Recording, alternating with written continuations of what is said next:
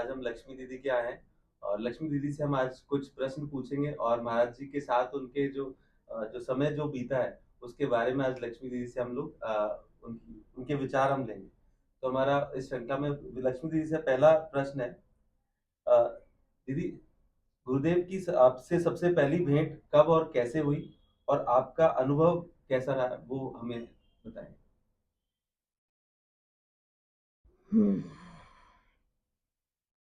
गुरुदेव की भेंट मेरी हुई 86 में, 1986 में।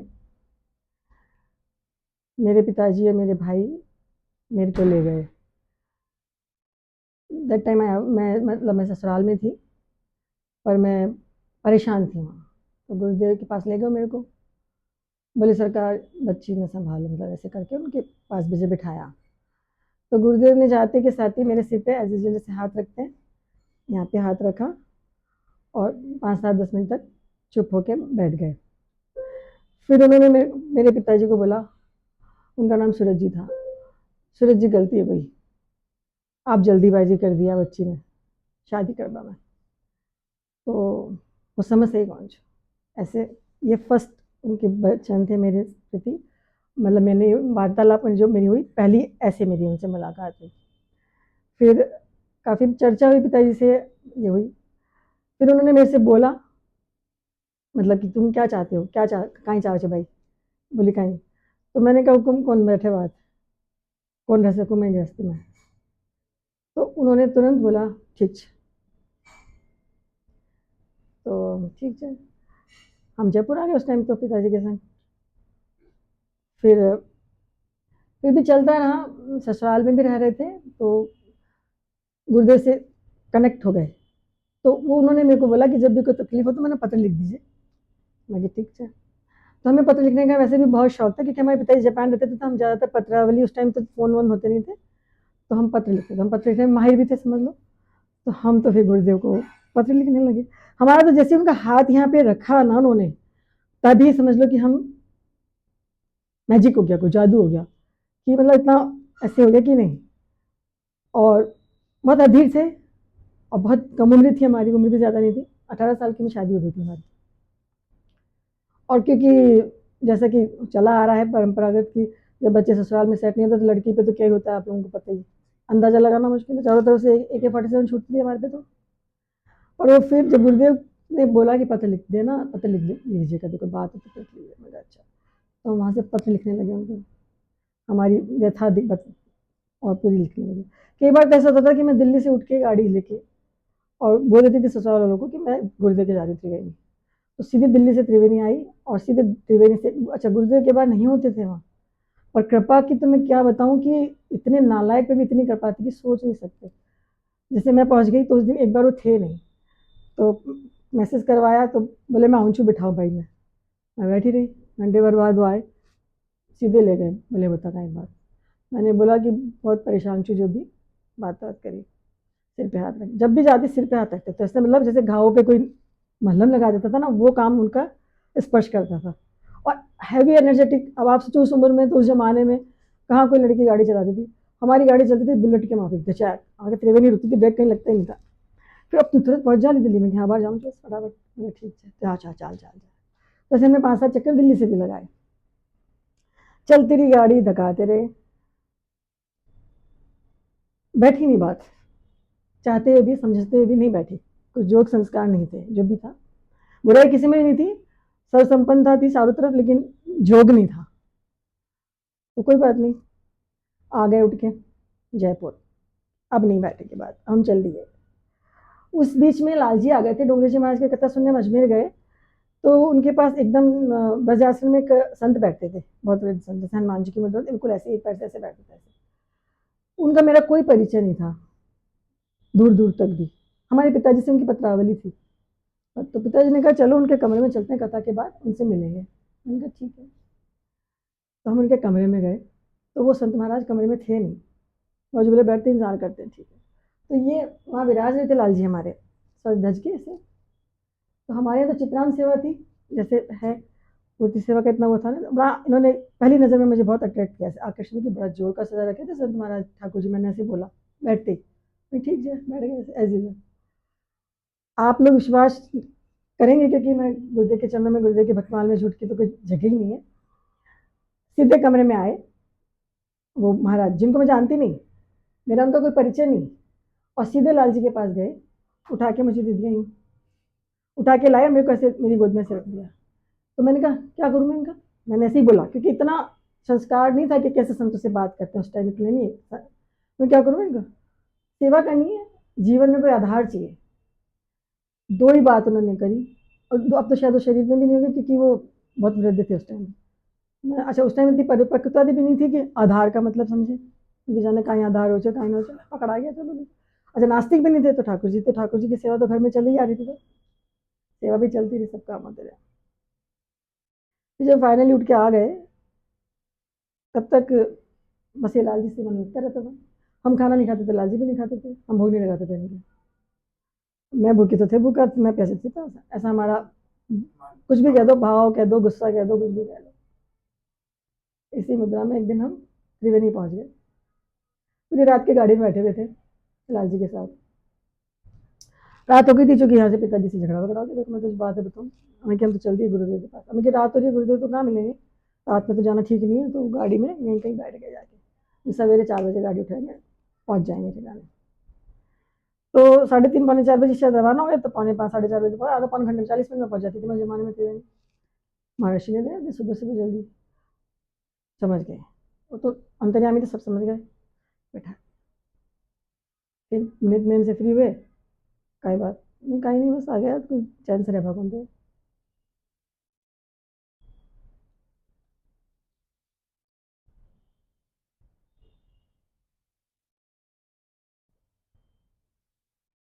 दीदी आप तो बोल्डनेस की मूर्ति हो। तो बोले नहीं कोई बात नहीं। फिर वही इनकी मुद्रा, जब जाते इनके चरणों में हाथ धर, हाथ ऐसे करता था जैसे मेरे में हजारों पावर की वो डाल दी हो शक्ति। ठीक, फिर होते होते लीला होते होते ऐसा हुआ कि फाइनली हमने कहा मैं आपके चरणों में रहूंगी, जाना ही मनूंगी, बोले नहीं रहो, मैं जाते रहूंगी। तो जोड़े कपड़े लेके पहुंच गए गुरुदेव के पास। जब समझ नहीं थी, मुझे पता नहीं था कि वो कलर कपड़े पहनते हैं, सफेद कपड़े बनवा के ले गए। उन्होंने पिताजी को कह दिया भाई ले कहीं चाहिए, कहीं चाहिए, ऐसे बोले। एक दिन महल में अकेले बैठे थे, मैं वही, मैं कि बस ठाकुर जी से मिलवा दो, संसार से इस संसार की इच्छा मत, बिल्कुल बहुत थक गई मैं।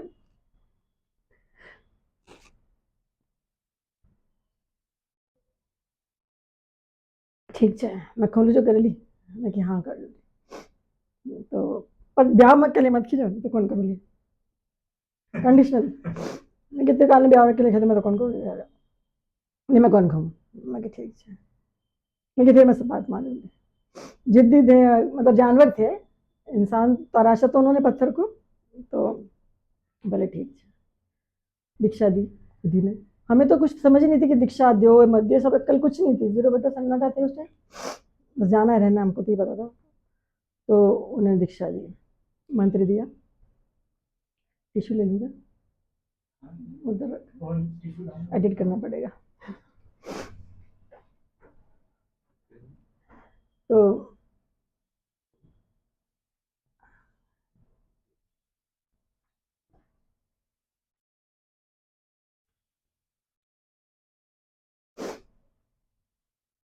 दीक्षा दी तो बोले अब तू जो है ना 30 माला रोजाना, 30,000 जप रोजाना कर दे, क्योंकि मार से तो कौन होला क्या करो ली, जो बात हो जाला तू कर, ठीक है। तो वो तखत पे उस जमाने में तो जमीन पे गुरुदेव शयन करते थे, एक तरफ उनका गद्दा लगा देते थे, एक तरफ हम चटाई पे, जब वो गद्दे पे थे तो हम चटाई पे होते थे, हम गद्दा नहीं उनके समक्ष बिछाते थे। बोले सुबह 3 बजे उठाना, उनके यहाँ ठीक है।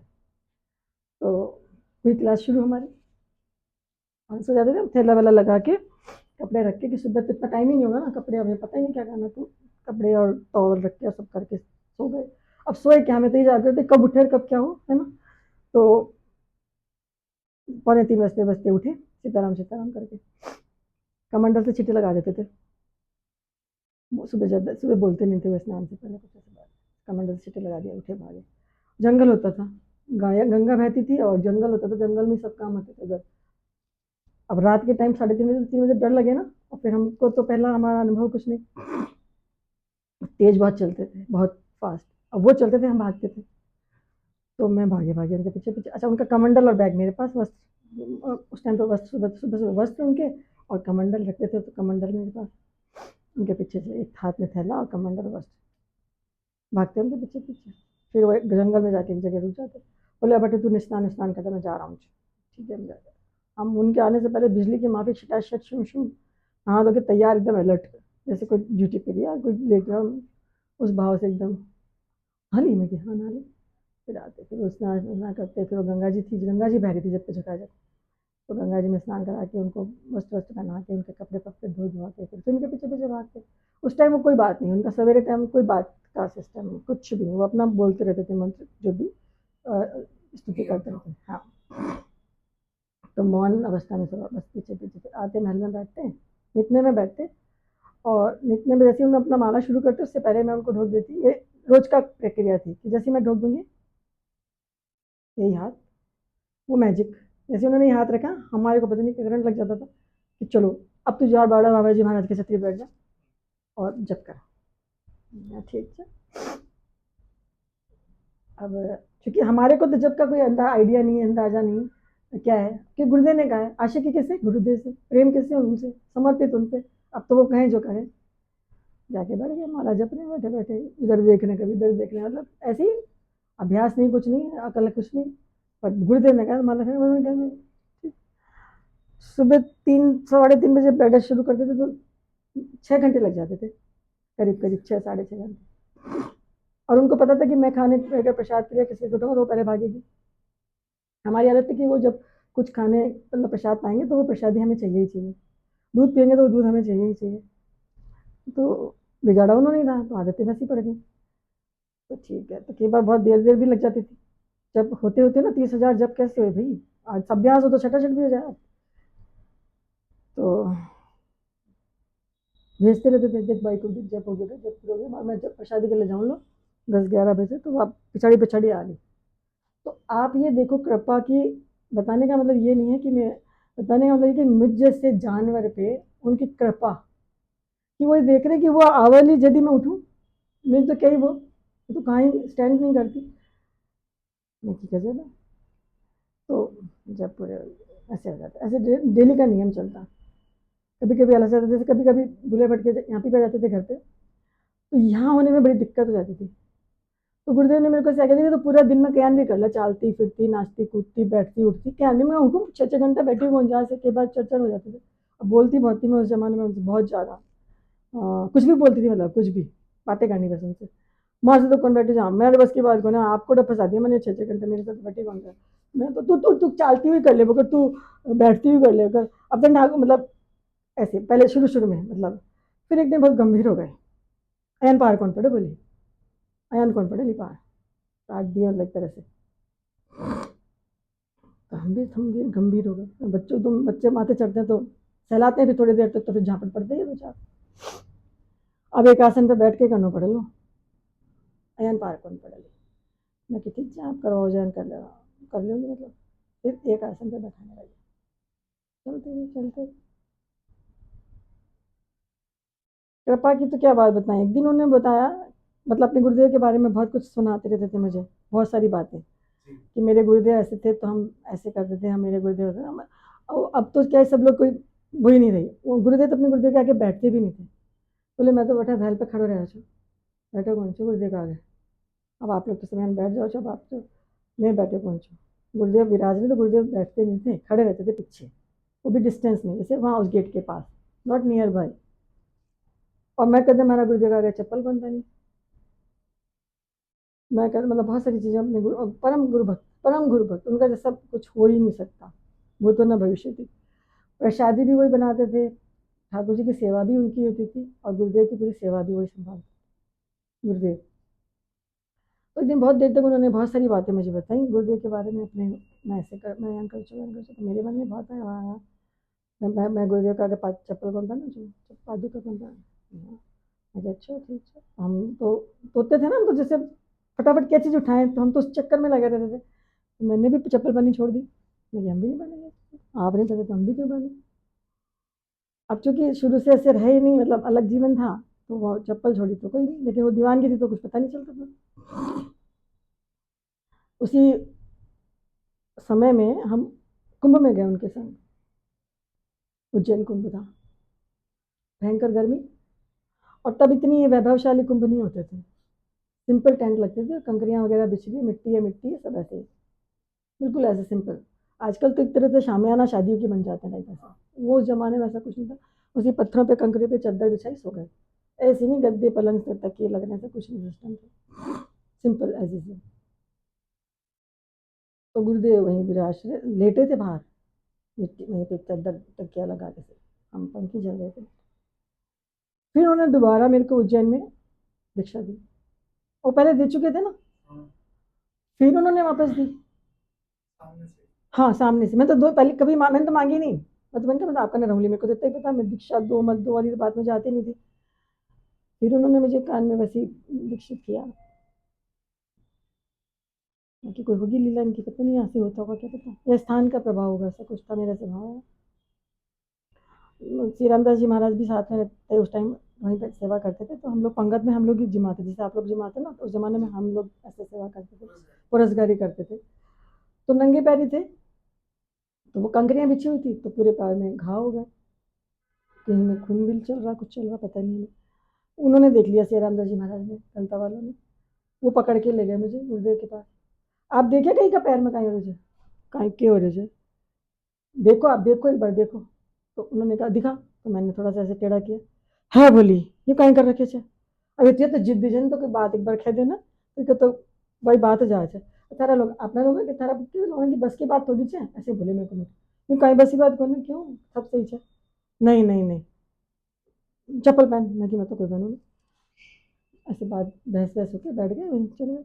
एक पदरवानी के लिए इंदौर ले गए, अब हम हर जगह जाते थे, हम तो मधुमक्खी थे उनके, वो जहाँ जाएंगे हम जाएंगे, हम छाया की तरह से उनके ऊपर मतलब ऐसे, और ड्राइवर भी थे काफ़ी, गाड़ी भी उनकी हम चलाते थे। तो हम तो इंदौर जा रहे किसी के यहाँ पर ड्राइविंग करने, और बीच में रास्ते में गाड़ी रुकवा दी, रुक गाड़ी, निकाल हुई, देखा तो उधर चप्पल वाले की दुकान थी, चल उतर चप्पल पहन, मैं तो कोई पहनू ना, एकदम इसी मूड में मैं तो कोई पहनू, बिल्कुल कौन पहनू आप, मैं तो पहनू नहीं, मैं तो ऐसे रो होगी, मेरे को बिल्कुल कौन पहनू कुछ, मैं कह रही हूँ मेरे वाली छोटी पहले छोटी से क्यों नहीं पहना, मैं कह रही हूँ तो क्यों नहीं पहना ली, चल उतर, गेट खोल के खड़े हो गए। मैं कह रही बाप रे अब क्या करें, फिर मैं उतरी, मैं कह रही हूँ ना, मतलब खड़े हो गए लिटरली, ऐसे जूते दिला रहे मेरे को, अच्छा चल मैं कह रही हूँ तू कपड़ा का जूता ले ले, फिर चप्पल कौन पहने ना, चल कपड़ा का जूता तो पहने, कपड़ा का जूता देख मैं भी पहनू ना, कपड़ा का जूता ले, कपड़े के जूते दिलाए, मतलब उनकी दया कृपा में के कोई शब्द भी नहीं है मेरे पास, तो मतलब आप सोचो, खड़े हो गए, मैं कि अब तो फिर इतनी बदतमीजी तो मैं कर नहीं सकती, काफी टाइम से रह रही थी, तो मैंने कहा अच्छा भाई ठीक है पहन ली, ठीक है, थोड़ी दुखी हुई थी, चलो अब कोई बात नहीं, अब नहीं मान रहा, अच्छा वो तो कृपा थी, नहीं तो आज मैं चलने लायक ही नहीं रहती, अगर वो नहीं करते तो मैं चल नहीं पाती, क्योंकि मेरे पैर लिटरली पूरे खराब हो चुके थे, घाव हो गए थे, कोन हो गए थे बड़े बड़े, उसके बाद भी चप्पल बिना पहने मैं चलूँ तो मेरे दर्द हो जाता था, कोन हो जाता था। तो मैंने कहा ये भी बड़ी कृपा है कि हाँ, वो यही बोले, हाँ नासुर शब्द या बोले, बोली कहीं बड़ी घाव नासुर जाला, ऐसे ही बोले एग्जैक्ट, मैं ये वर्ड भूल गई थी। तो मैंने कहा हुकुम अच्छा। अब वो फिर बाद में जब मैंने रियलाइज़ किया बहुत टाइम बाद, 10-5 साल में, कि अगर वो उस टाइम वो नहीं पहनाते तो अपने नाम से तो चलने लायक नहीं रहते, क्योंकि तो पैर में घाव ऐसे पक गए थे, कौन तो अभी भी है, अभी जलवाए थे थोड़े दिन पहले, तो परिक्रमा लगा जमीन पे चला था, तो कृपा की तो क्या ही बताया जाए। खुद ही ने मेरे को बोला, मेरे को दूध बहुत पसंद था, मतलब इतना पसंद था कि दूध दे दो 365 दिन, रोटी पानी कुछ मत दो, आई एम ओके, बोले दूध छोड़ना पड़ा लो, मैं कि क्यों, मैंने ऐसे बोला, मैं कि क्यों, मैं तो कोई छोड़ू दूध, तो ऐसे ही मैंने बोला, मैं कि दूध क्यों छोड़ाना, नहीं बोली एक्चुअली में मेरा को बहुत गुस्सा था, स्वभाव में जिद और गुस्सा था, या तो हम बच्चे लाडले थे पिताजी की, छोटी संतान थे सबसे ज़्यादा, तो बिगड़े हुए भी कह सकते हो या लाडले कह सकते हो, तो जिद्दी थे और गुस्सा बहुत था, गुस्सा तो इतना था कि मतलब जानवर थे गुस्से में, एकदम गुस्से में लाल पीले से, कोई जिसने कुछ ऐसे मुझे कुछ करना है, किसी ने कुछ किया तो तुरंत तोप छूट जाती थी। तो मैनेजर ने एक दिन मेरे को बुलाया, बोली हम पार कौन पड़े दूध छोड़ना पड़ा। मुझे दूध तो छोड़, मुझे क्यों दूध में कहीं बुराई है, ये दूध ही थारा स्वभाव के कारण बने मुझे, दूध से ही गुस्सा ज़्यादा आज, क्रोध को कारण से दूध कि हैं, मैं कि फिर छोड़ दिया जा। फिर मैंने तुरंत कहा मैं कि छोड़ दिया, छोड़ दिया। अब वो जान रहे थे कि दूध के बिना तो यार मुश्किल जीवन ही, मतलब इन्हें तो दूध तो पसंद है। अब लीला देखो दूध तो छुड़वा दिया खुद ने, तो अब फिर उनके लिए दूध बन के आता महल में, तो सबसे पहले आवाज़ देते, भाई ने बोला आधा गिलास पीते और आधा गिलास मुझे पका देते, लिटरली आधा का। तो मेवा भाई कहते कि तीन नहीं पिलाते, तो मेरे से मेवा भी नाराज होने लगे, तो सारा दूध तो गुरुदेव को तो नहीं पिलाते चाहे, अबे तो पियो को ना। तो मैंने उनको बोला कि बुआ जी डांट रहे चाहे आप मत देखो करो, मैंने दूध है बोली, पता ही नहीं बोले थे तो पी लिया। फिर मैंने कहा, मैंने फिर उनको पूछ भी लिया क्योंकि उस टाइम तो हम बहुत बोलते थे, मैं क्या कहता था देखो जो दूध मत पियो, कहता था दूध पिलाओ मैं देखूंगा ना जब पिएगा, ऐसे उन्होंने बोला। मैं कि ठीक, मैं तो फिर मैं समझ गई प्रसादी में वो दोष खत्म हो जाता है जो ऐसे पीते दूध रोज की प्रक्रिया। तो फिर बुआ जी को उन्होंने बोला कि तू दूध ज़्यादा बना ले अब का, तो फिर भगोनी भर के दूध बना के लिया, भाई ने तो पिला दिया, भाई तो एक दो गिलास पी गई। ऐसे भगोनी भर भर के दूध आती है, वो खुद पीते हैं, हमें पिला हमें यही कि चलो अब तो, मतलब मैं क्या बताऊं कि धीरे धीरे धीरे धीरे धीरे धीरे अब हमारी वो बोर्ड की एग्ज़ाम में घुस गए हम, प्रेप से बोर्ड में घुस गए। अब हंसी मजाक बंद, फालतू ड्रामेबाजी बंद, जो कहें जो सुनो, और मतलब गंभीरता में आ जाओ और अनुशासित अनुशासित में आ जाओ, मतलब प्रेम में। ऐसे तो नहीं, वैसे तो संस्कारी थे गुरुदेव, पिताजी की कृपा से बहुत कथा सुनाई उन्होंने हमको, रघुवीर जी महाराज की कथा सुनी मैं 4 बार। उनकी कथा गजब कथा होती थी समाधि अवस्था में, तो वैसा कथावाचक कहीं कोई नहीं, ना भूतो ना भविष्य थी।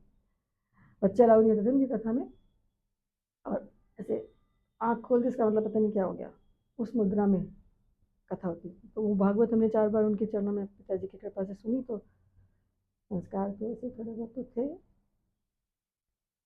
अब क्या हुआ, एक दिन वहाँ ले जाके बैठा दिया मुझे, गंगादास जी महाराज जी के जो जन्मस्थली है, हर हथौरा, रात का टाइम था, बोले चलो कीर्तन में चलो, मुझे बैठा दिया, कीर्तन कर लीजिए मैं आऊँ छू, ऐसे मेरे को बोले, मुझे ये नहीं बोला सुबह आऊँ लो शाम ना आऊँ छू, तो मैं देखिए आने आते होंगे जब भी। हम बैठे हैं, बज गए 8 बज गए, 9 बज गए, 10 बज गए, 12 बज गए, रात हो गई, मैं क्या गुरु देता ही नहीं, मैं तो गेट की तरफ इधर देखे जाऊँ देखे जाऊँ। ऐसे करते करते सवेरा ही हो गया, हम कीर्तन में बैठे। जैसे ही वो आए तो एकदम रुआई से आ गई, मैं अब आया जी इतनी देर में उठ गए, फिर बोले कीर्तन हो गया, मैं यहाँ हो गया, मैं क्या आप तो सुबह आए थे, बोले ऐसे। फिर उन्होंने हमारे से 4-5 जने जाते थे, त्रिवेणी अप डाउन करते थे, तो राधा भाई भी जाते थे हमारे साथ, वो बहुत प्रेम से हमें संभालते थे, छोटे बच्चों को संभालते ना ऐसे। तो उनका बहुत सहयोग रहा हमारा उनके साथ जाने में, वहाँ रहने में, गुरुदेव के चरणों में। तो अभी रामायण पे बैठा दी कभी, आज सुबह 4 बजे, रात में बोले थे कल सुबह 4 बजे रामायण करनी चाहिए, अखंड चलेगी। तो एक रामायण राधा भाई लेके बैठ गए, एक रामायण हम लेके बैठ गए उनके महल में, कर रहे हैं। अब फिर कृपा देखो, ऐसे नहीं भूखे पिसाई मारते रहेंगे, मैं बैठूँ छू तो फटाफट प्रसाद पार आ जा, मैं खुद पाके आ गए ना, तो पता है कि प्रसाद में रखे हैं मुझे पाएगी, और तो मैं बैठूँ छू फटाफट प्रसाद पार आ जा। तो 10 मिनट जितनी देर हमने प्रसाद पाया उतनी देर में उन्होंने रामायण संभाली और हम प्रसाद पा के आ गए, और शाम को 5-6 बजे पूरी रहती थी खत्म। मतलब क्या, मतलब क्या ही कृपा बताऊँ, कृपा का तो कोई और छोर ही नहीं है, जानवर को इंसान बना दिया। पर जो चलता रहता है ना जब बहुत भजन, तो देवताओं को भी ईर्ष्या हो जाती है मेरे ख्याल से, या कुछ विघ्न पड़ते हैं शायद। तो जो 30,000 जब चल रहे थे पवन, वो 30,000 जब काफ़ी अच्छी अवस्था में, तो मतलब स्टेज पे पहुंच गए थे कि आसन में लगने लग गया था, और कई तरह के अनुभव भी होने लग गए थे उनकी कृपा से। सब उनके उस मैजिक हाथ था, रोजाना का हाथ रखना और जब चालू। हम तो संसारी जीव थे,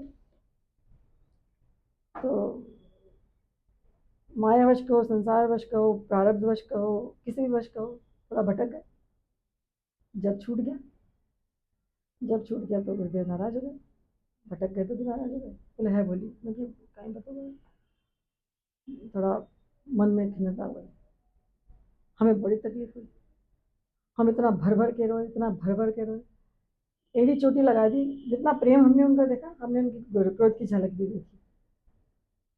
मतलब वो इतना क्रोधित हो गए क्षण के लिए तो कि मैंने कहा बिल्कुल, मतलब धरती फट गई मेरे लिए तो, मतलब सब कुछ खत्म। मतलब मैं देखिए अब तो कुछ जीने का मतलब नहीं है, तो अपन को जीने का अधिकार भी नहीं करके मन में बहुत वेदना हुई, बहुत वेदना हुई, बहुत तरह से अर्जी की कि माफ करो।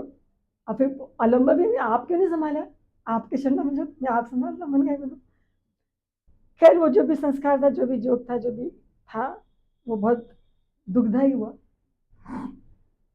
फिर वापस कृपा, जब उनको लगा कि नहीं, तो फिर वापस कृपा बरसानी चालू कर दी। फिर वही, फिर 30,000 जब होते नहीं थे, उस टाइम होते नहीं थे, तो मैं क्या करो कृपा, ये वापस चालू हो। इनके पास ही रहते रहे, लेकिन इस बीच में हमारे माता जी पिताजी काफ़ी बीमार रहने लगे, तो हमारे को फिर ड्यूटी यहाँ पे भी देनी पड़ी। इतना जितना संग हम चाह रहे थे उतना हमें संग नहीं कर पाए हम। हमें मतलब रहता था, लेकिन हम हर तीसरे दिन पहुँचे जाते थे गुरुदेव के पास।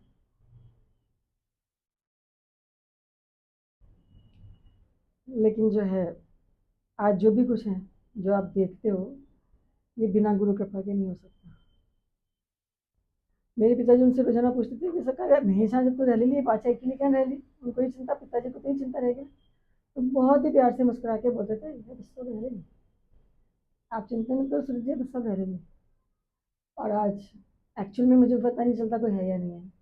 मैं बहुत आराम से सहजता में, उनकी कोई आ जाता तो मुझे लगता था कहाँ विघन पड़ गया, कहाँ फंस गए, झंझट। तो एकांत में अपनी मौज में, ये उन्हीं की कृपा है, और उन्हीं की कृपा से चल रही गाड़ी, जो आज गाड़ी है। गिरते पड़ते उठते बैठते बचा के खींच लाए। और बस ये है कि चले बहुत जल्दी गए, हम तो नहीं चाहते थे कि वो इतनी जल्दी, नहीं तो मौका नहीं मिला उनका जाना, तो नहीं समझ में आया, पर उपाय तो होता नहीं, संभालना तो था ही, फिर हमको रजित भी तो नहीं करना, संभलते रहे। मतलब कोरोना में एकदम अकेले पड़ गए, माता जी चले गए। एक दिन यही रो रही उनके पास बैठ के, मैं क्यों गुम कोई कोने घर में पाल पड़ेगी।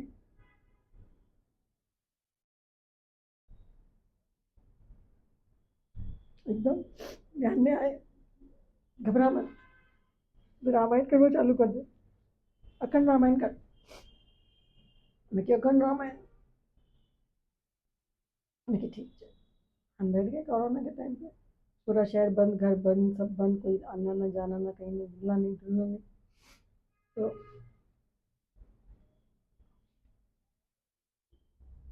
8-10 बार अकेले कर लिए रामायण, मतलब सुबह शुरू करते थे, शाम को पूरी हो जाती थी। लेकिन फिर मैंने कहा अभी तो कंटिन्यू आने तो नहीं हो पाएगी अकेले, और पैर में क्रम्स आने लगे और बैठने में भी दिक्कत होने लगी।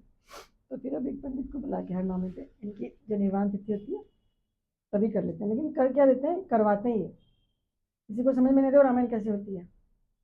सुबह 7 बजे शुरू होगी तो शाम को 7 बजे खुलने जाएगी, 7:30 बजे से आरती हो जाएगी, सहजता में, बहुत बिल्कुल बिना किसी एफर्ट के, एफर्टलेस, प्यार से। और क्या बताऊँ कृपा का, तो आपने अभी बताया था कि महाराज जी बड़े बाबा जी ने कुछ किस्से सुनाए करते थे, हाँ, तो कुछ याद आता हो आपको भी? बहुत सारे किस्से ऐसे सुनाते थे। मतलब मैं मेरा गुरुदेव से पूछे बिना कभी कहीं खड़े हो कौन है, मैं मेरे गुरुदेव को आगे कदे पादुका कौन पहनी, मैं मेरे गुरुदेव को आगे कदे बैठी हो कौन है। और जो भी कोई काम करते थे गुरुदेव की आज्ञा से ही करते थे, वो गुरुदेव से आज्ञा लेते थे पहले, फिर भी कोई काम करते थे, उनके जाने के, शरीर छोड़ने के बाद भी। गुरुदेव के, गुरुदेव का शरीर छोड़ने के बाद भी गुरुदेव उनसे बात करके ही सारा काम आज्ञा लेके करते थे। कोई ऐसा यज्ञ कोई का, वृतांत आपको याद आता हो उन दोनों के बीच का वार्तालाप, जो उन्होंने सुनाई हो आपको कि मैं एक दिन गया, या ऐसा कोई वृतांत याद आता हो? हाँ बताया ना उन्होंने, उनके गुरुदेव के छोटे-छोटे भाई भाई थे, तो सभी बहुत जल्दी शरीर छूट गया उनका।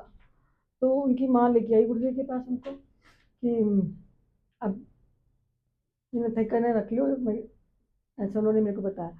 वो बोले मेरी माँ गुरुदेव के चरणों में छोड़ दी मैंने कि मैं थे संभाले।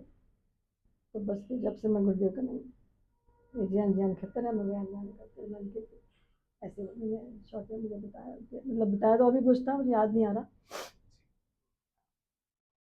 परम गुरु भक्त उनका जैसे गुरु भक्त भी कोई हो नहीं सकता। तपस्या अद्भुत गुरुदेव ने जल में की, तो आधे आधे जल में दिसंबर के महीने में गंगा जी में बैठ के यहाँ तक जल, और गर्मी में बालू में बैठ के, कल्पना कर सकते हैं बालू में, जिस बालू में हम हमारा पैर ऐसे टच करते थे तो उछल के पड़ते थे ना, गर्म होता है तो उसमें गुरुदेव राज तब बैठ के तब मतलब तपस्या करते थे।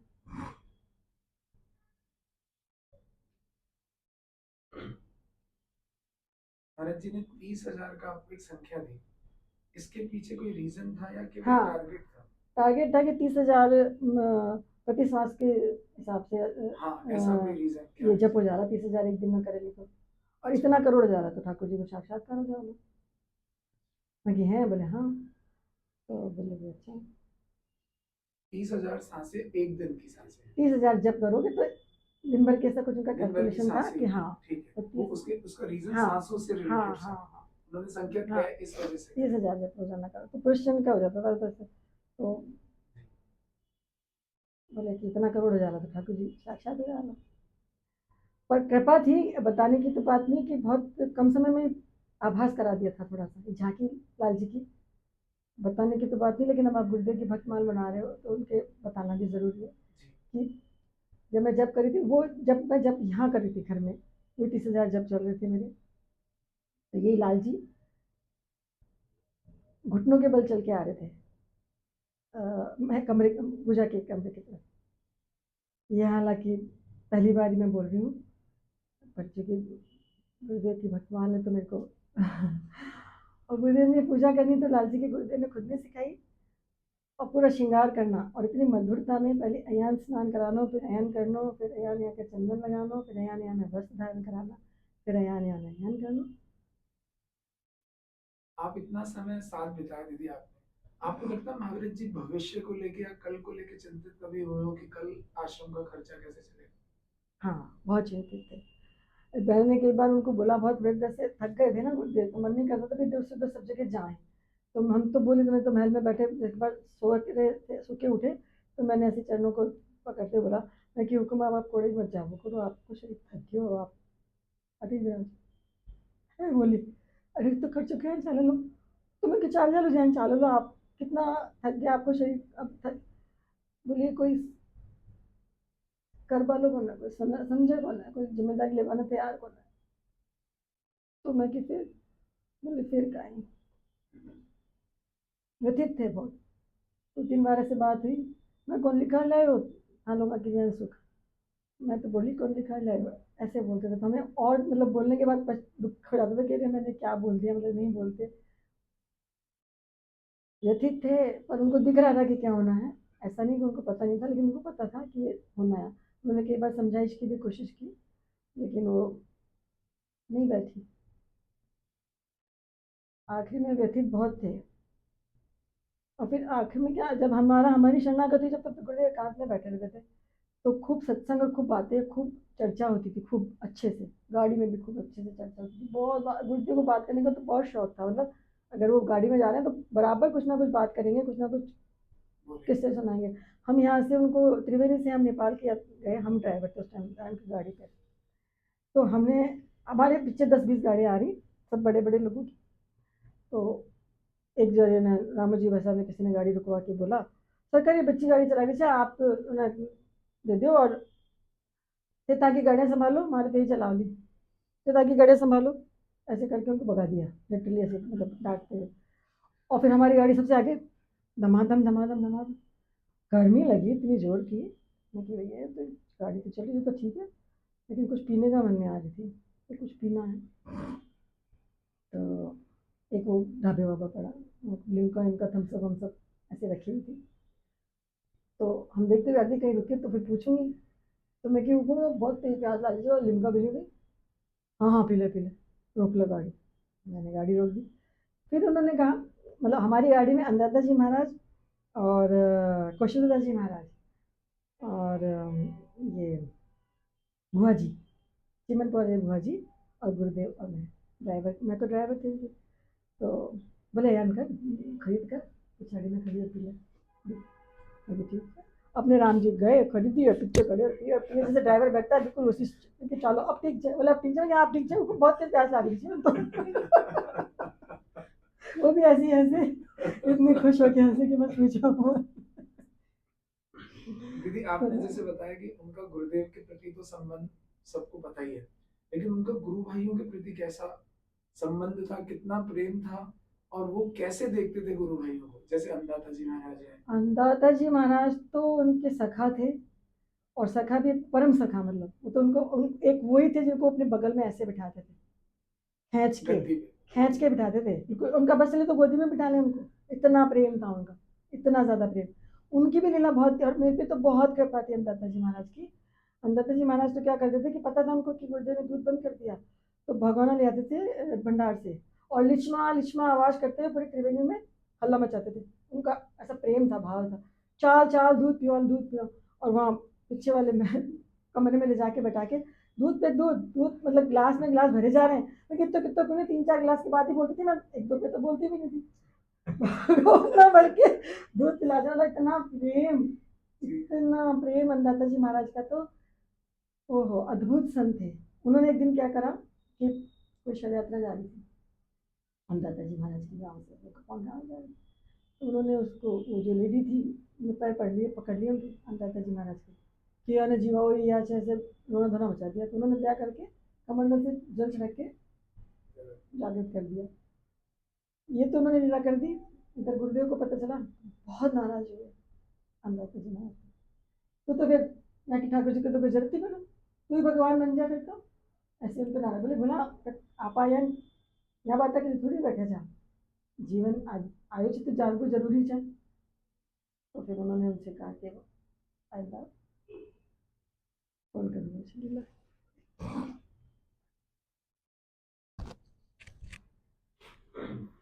तो अंदाता जी का तो उनका बहुत बहुत ज्यादा विशेष प्रेम था। सभी गुरु भाइयों के प्रति कैसा उनका लगाव था? दो, एक तरीके से हमारा प्रश्न ये है कि दो गुरु भाइयों में कैसा प्रेम होना चाहिए, वो क्या आदर्श स्थापित किया महाराज? आदर्श तो देखो मेरे हिसाब से ये था कि जिनका विशेष प्रेम था उनसे विशेष प्रेम था, बाकी से तो एक लोक व्यवहार की तरह था। तो जैसे जैसा हमने अंदाता जी महाराज के संग देखा वैसा मैंने जल्दी से किसी के साथ इतना प्रेम, प्रगाढ़ता, मान सम्मान तो उनके लिए सबका ही था, ऐसा नहीं कि कोई छोटा बड़ा है, लेकिन जो प्यार था, जो प्रेम था, जो आत्मा का वो था। जब उनका अंतिम संस्कार पे यहाँ पे भर्ती थे अंदाता जी महाराज, तब मैं उनके संग थी गुरुदेव के संग। तो वो बहुत ऐसी अवस्था में थे, बहुत पीड़ादायक अवस्था में थे, पर बिल्कुल शांत मुद्रा में थे। अंदाता जी महाराज जी बहुत दिव्य संत थे। तो उन्होंने, उन दोनों की वार्ता हो रही थी, उनकी वीडियो भी हमें था। तो उन्होंने कहा, बहुत महाराज जी ने कहा, उन्हें कहीं खींचे मत, उन्हें कि ना ठाकुर जी ने उन्हें कहीं खेनो नहीं, उन्हें कहीं सुननो नहीं, बोल जे मत कहीं भी, कहो ना जचे जी ने करे जो करवा दो ना, ठाकुर जी के कहना जचे जो करे जो करवा दे, अपन तो भुगतनो, अपन उन्हें कहीं खेनो हो ना। वो बड़ी दिव्य दोनों की बात हो रही थी, उच्च उसमें श्रेणी की, मैंने थोड़ी रिकॉर्ड की थी, मेरे पास की रिकॉर्डिंग है वीडियो में। बहुत प्रेम था, बहुत प्रेम, अंदाता जी महाराज से तो विशेष प्रेम था।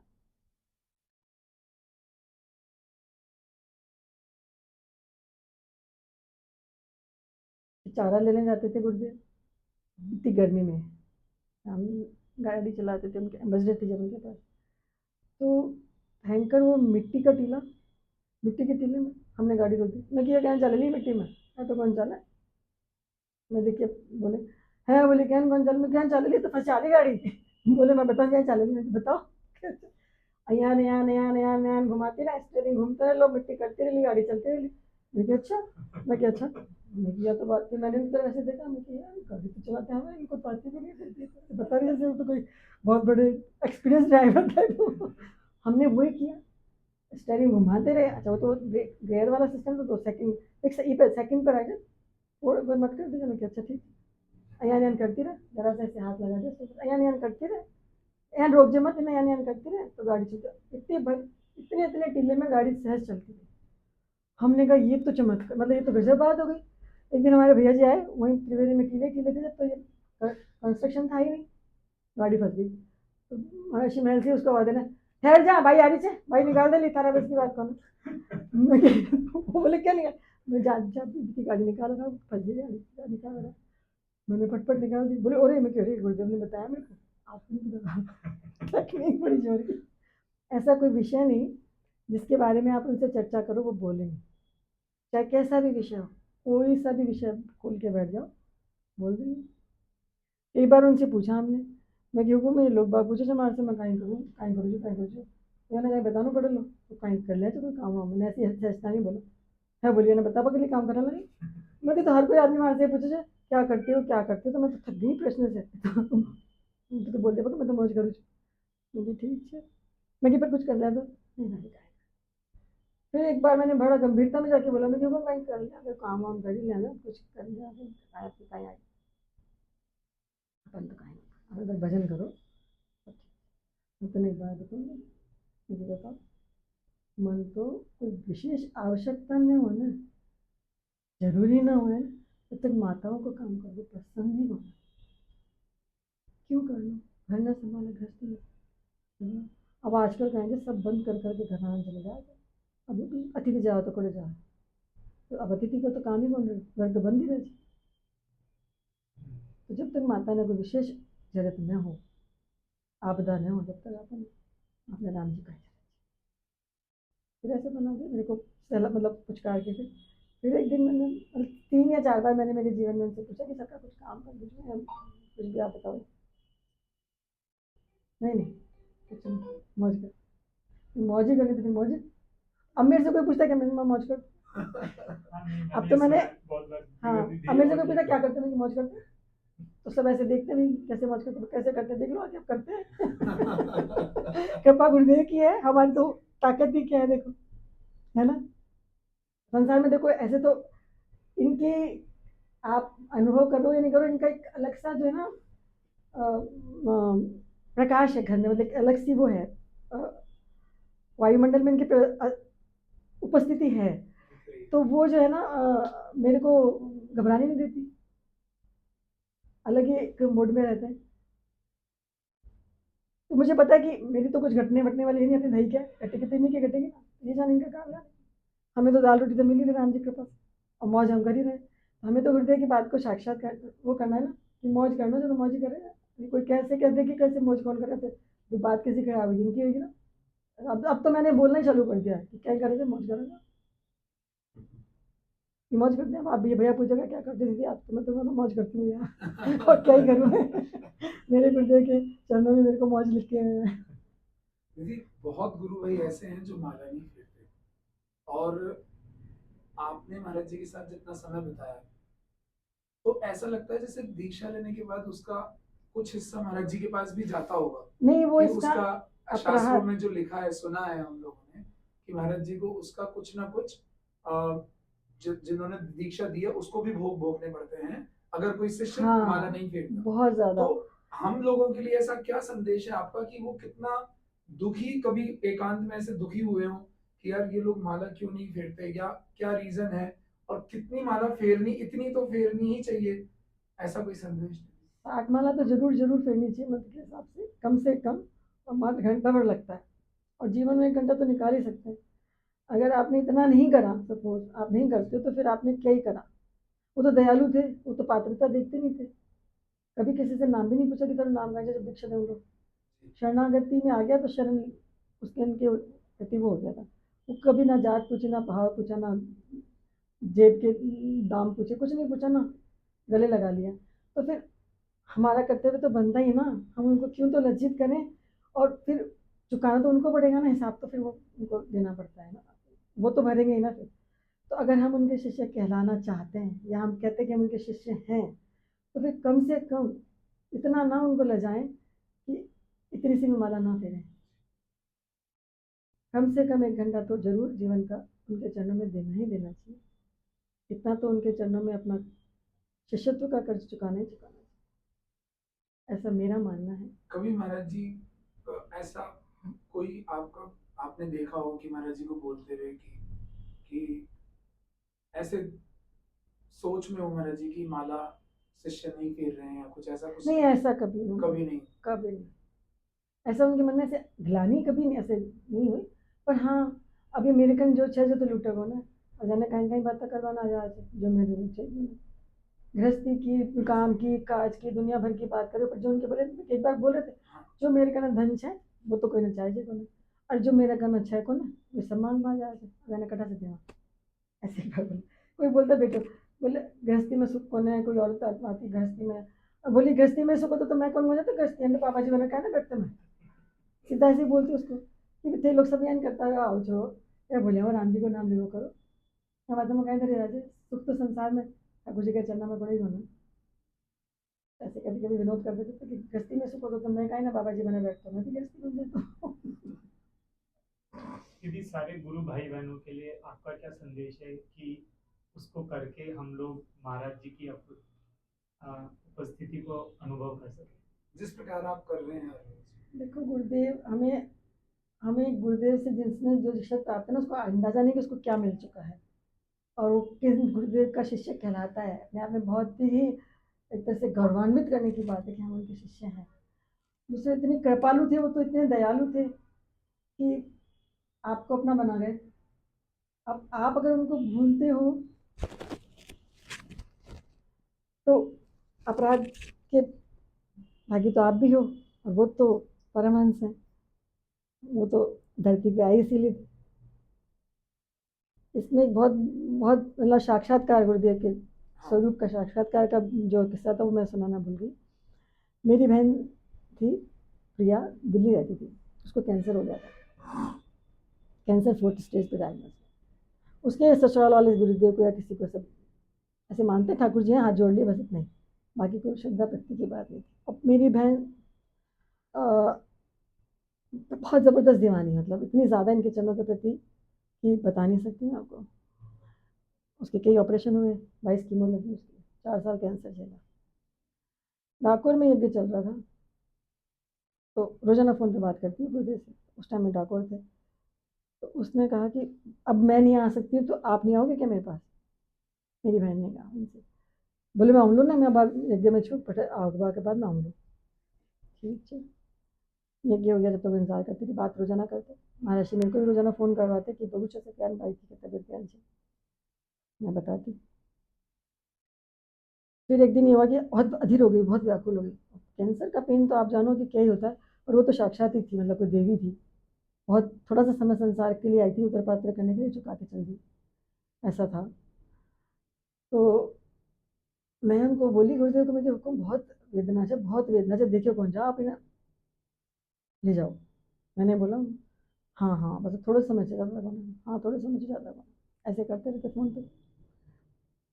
फिर एक दिन अति होगी तो रोने लगी, बहुत जोर जोर से जोर जोर से गुस्सा करके रोने लगी कि अब मैंने इतनी देर, अब मैं आपसे मिले भी नहीं जाऊँगी, मतलब आप आंवला भी कौन गई से बहुत ऐसे ऐसे हो गए। तो बोले मैं आऊँ, तो मेरा भाई लेके आया त्रिवेणी से उनको गुरुदेव को।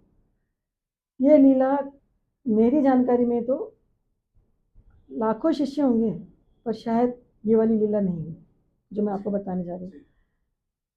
गुरुदेव त्रिवेणी से मेरे भाई साहब लेके आए रामचंद्र जी घर पे, सीधे मेरी बहन के कमरे में लेटी हुई पलंग पे। गुरुदेव पलंग पे बैठ गए, गुरुदेव पलंग पे बैठ गए, मेरी बहन ऐसे लेटी हुई थी, उसने उसका सर अपनी गोद में रख लिया और इस मुद्रा में, जैसे उसका सर है या इस मुद्रा में ऐसे पकड़े बैठे रहे। प्रेशर मैं फील कर रही हूँ, उनके हाथ का प्रेशर है, बहुत प्रेशर है। मुझे लगा वो कई बार वो ठीक कर देते ना, ऐसे हाथ से दबा के इसका इलाज कर रहे हैं, दर्द ठीक कर रहे हैं, ऐसा कुछ कर रहे हैं। थोड़ी देर तक तो मैं ये सोचती रही, आधा घंटा हो गया, 1 घंटा हो गया, 1.5 घंटा हो गया, भाई 4 घंटे हो गए पवन। 4 घंटे तक मेरी बहन उनकी गोद में सिर रख के लेटी हुई, वो ऐसे पकड़े बैठे रहे।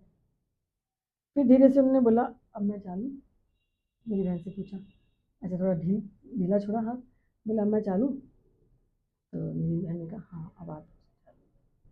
मतलब वेदना में परम शांति आ चुकी थी।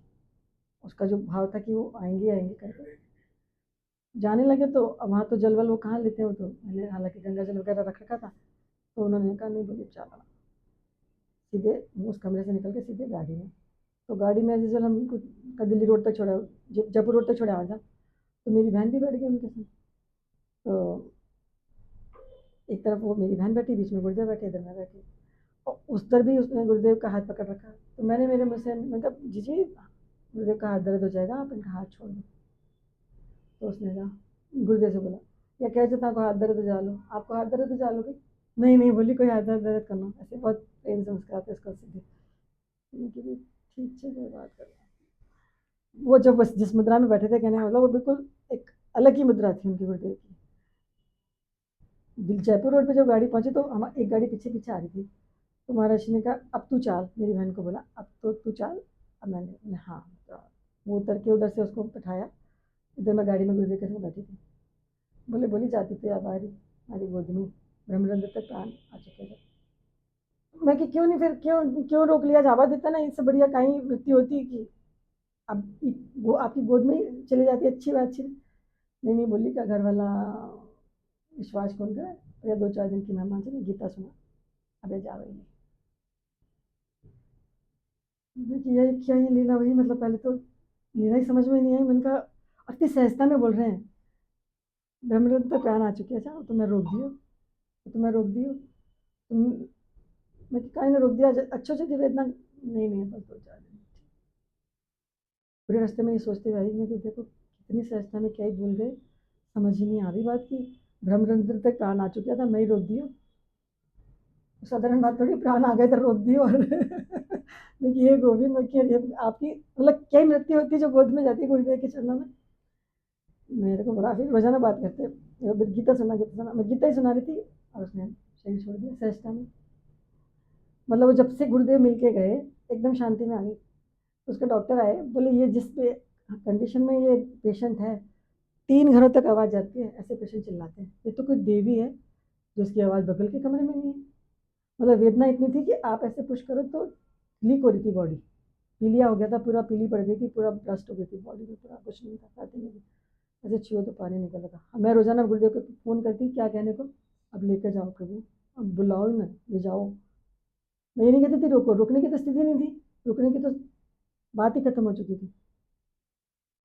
हम रोजाना ये फ़ोन करते उनको लेके जाओ, और रोजाना मेरे को कहते बस अब बस अब बस। और एक दिन जो है गीता सुना रहे खड़े खड़े, और बस गीता का अध्याय चल रहा था, राम 2 बार राम बोला शायद उसने, परम भक्त परम भक्त परम। और इतना सानिध्य नहीं किया उसने, बहुत कम सानिध्य में, लेकिन हृदय से गुरु मान लिया। और बस और एक ही बात बोल के गई कि तू यहाँ ना कभी मत छोड़, यहाँ को गुरुदेव के बिना कोई छोड़ दे, मतलब यहाँ इनका साथ कभी नहीं छोड़ दे। चलिए मतलब ये साक्षात्कार था उनका, अलग ही स्वरूप था। 4 घंटे गोद में बैठे ही रखना, और इसी मुद्रा में हिले नहीं गुरुदेव 4 घंटे, और बहन नहीं हिले ना, वो पैर इधर करे ना उधर करे, कैंसर पेशेंट आप जानो पीड़ा कुछ नहीं हो तो हाथ धरते पीड़ा, मैंने कहा हाथ तो मैजिक था, हाथ इससे इतना जोर का पकड़ रखा तो पीड़ा रही कहाँ। प्रैक्टिकली अपन देखें तो पीड़ा में भी होंगी, वैसे तो पीड़ा में थी, अति पीड़ा में, वो 4 घंटे एक मुद्रा में नहीं रह सकती, संभव ही नहीं, संभव ही नहीं। तो समाधि स्थिति दोनों की, दोनों समाधि स्थिति में थे। तो मैं ऐसे देखी जा रही, क्योंकि मैंने दृश्य बहुत देखे लेकिन ऐसा दृश्य कभी नहीं देखा, ऐसा शायद हमें मिल भी नहीं पाएगा 50 कभी देखा नहीं सुना नहीं। मतलब अद्भुत था, अद्भुत उनकी लीला थी कि मुझे कहीं मतलब माता पिता के प्रति बहुत ज़्यादा, जैसे कुंभ में जाना, अब कहीं जाना था तो लारे लारे जाते थे, फिर माता पिता बीमार बहुत रहने लगे, तो मैं कि कुंभ में तो जाना चाहिए, लेकिन जब मैं तो माता जी बीमार है, नहीं बोली माँ ने छोड़ कर तो बिल्कुल नहीं जाना, माँ की सेवा कर। हम रोए रो हो गए, बोले नहीं माँ ने छोड़ कोई कुंभ नहीं, माँ की सेवा सबसे बड़ी सेवा, माँ की सेवा, माता पिता की सेवा से बड़े कोई काम नहीं। तो माता पिता की सेवा में लगा, मतलब यही था उनका कि माँ की सेवा से ज़्यादा कुछ नहीं। उन्होंने अपनी माँ की सेवा बहुत करी। गुरुदेव ने तो परम पुत्र, मतलब माँ के भी भक्त परम थे, परम माँ के भक्त थे वो लोग। जाते थे ना उसमें चारा लेने जाते थे, तो वो खाना चिमनपुरा में जाके खाना पसंद करते थे। बोले मैं कि बोली वो प्रसादी पूछ रहे थे भंडारी, जैसे हम तो उनके मुनीम थे ना, तो जो पूछ रहे थे प्रसाद भंडार पाँव लाए, बोले पापा तो चिमनपुरा ही पाँव भैया उन्हें बोलते चिमनपुरा ही पाँव। मैं ठीक है। चिमनपुरा में बुआ जी उनकी बिल्कुल पसंद की रसोई, जो उनका पसंद का सब्जी जो भी उनको पसंद होती थी ना, तो खेतों से घूम घाम के चिमनपुरा प्रसाद पा के थोड़ी देर विश्राम करके फिर चारा लेने पहुँच। गाँव वाले कहते थे यार तुम महाराज जी की बेटी थे, महाराज जी की बेटी थे, फुस फुस कराते, तो महाराज जी कहते थे हाँ ऐसा हंसते थे। दीदी कौन सी सब्जियां पसंद थी? खाने में क्या क्या चीजें पसंद थी जैसे आपको याद है? महाराज जी की सब्जियाँ तो देखो, मेन तो दाल तो खाते खाते, और सर्दियों के टाइम पे तो वो रोटियाँ वैसी वाली रोटी खाते थे बाजरे की इसकी। और जैसे बुआ जी प्रसाद पवाती थी ना, और जैसा बना के रोटी, एक दिन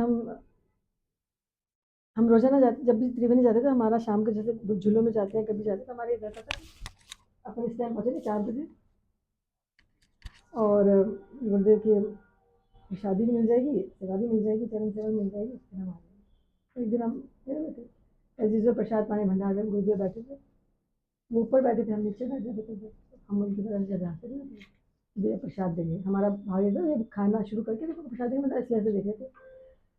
तो एक दिन ऐसी कोई निंदा की बात नहीं, उन्होंने जो इससे मैंने जो सीखा वो बता रही हूँ, कि वो ऐसी रोटी थी कि ऐसे दोनों हाथों से भी टूट नहीं रही थी, फिर भी वो कोई मुद्रा में परिवर्तन नहीं, आराम से उसी मुद्रा में तोड़ के आराम से, तो मुझे इशारा किया, मैंने ऐसे मेरे को ऐसे रोटी पकड़ा दी, तो वो जो पकड़ा दी मैं वही खाती थी, तो मुझे भी 2 रोटी पकड़ी, और मैंने जैसे तोड़ी तो मैं तो रो मुझे रोने लगी, मैं तो जो मतलब बहुत मेरे को तो इतनी तकलीफ हुई मुझे, इतने इनको इतने मतलब प्रेम से कोई प्रसाद भी खिला नहीं सकते, ऐसे रोटी दे दी मेरे गुरुदेव को, मेरे को ऐसा भाव ऐसा मतलब, क्योंकि आज से जरूर जाके ना भंडारी की क्लास लगाएंगे शायद महल में जाके।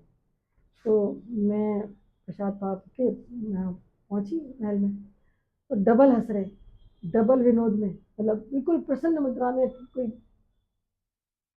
हंसी मजाक वाला, क्रोध नाम की कोई चीज़ नहीं, क्योंकि हमारे राम जी के तो जरा सी रोटी मकर पटांग सेक दे तो पे छोड़ देते, ये क्या ही पकड़ा दिए फलाना ढिमला, और क्या ही मैंने कहा तो भैया जो थाली में आ जाए, उस दिन से मैंने ये कहा जैसा आ जाए जो आ जाए, कच्ची पक्की नमक बिना नमक मिर्ची जो है ना, हाथ जोड़ के प्रसाद खा लो, इसमें किंतु परंतु करना बंद करिए। तो ये हमने उठाया कि देखो गुरुदेव ने कोई चाहते तो कुछ भी कह सकते थे, निकाल सकते थे, बोल सकते थे, कभी कुछ नहीं।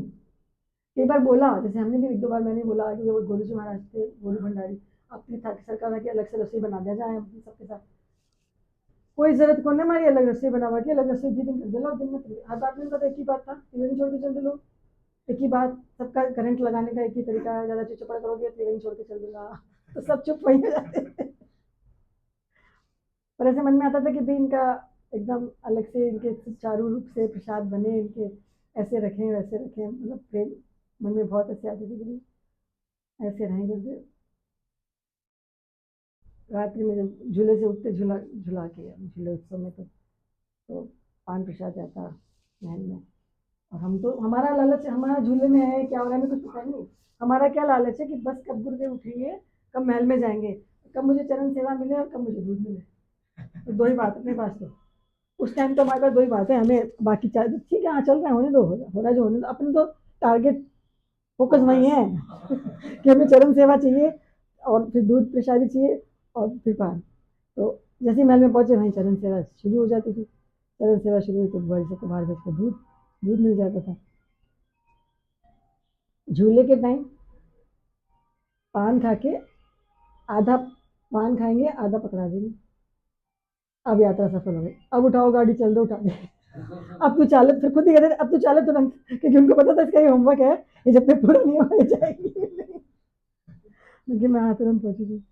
एक दिन हम आ रहे थे त्रिवेणी से, गाड़ी में आग लग, जल गया वो पानी का, वो क्या कहते हैं उसको, कूलेंट हो गया, हाँ लीकेज होगा, हमने यहाँ रोकी गाड़ी टोल पे, पुलिस ऑफिसर भी था, हम तो ऑफिसरों के ऑफिसर, जब त्रिवेणी से आए तो हम तो अपने आप को पता नहीं क्या समझे, तो मैंने कहा भैया इधर मैं गाड़ी में पानी चेक कर दो जरा, क्या पानी लीक कर रहा है, उसने डलवाया तो पानी नीचे चला गया, बोले मैडम गाड़ी ऐसा करो साइड में खड़ी कर दो, आप कहाँ से आ रही है, चारों तरफ देखिए ना, हम गाड़ी में अकेले, रात के 10:30 बज रहे।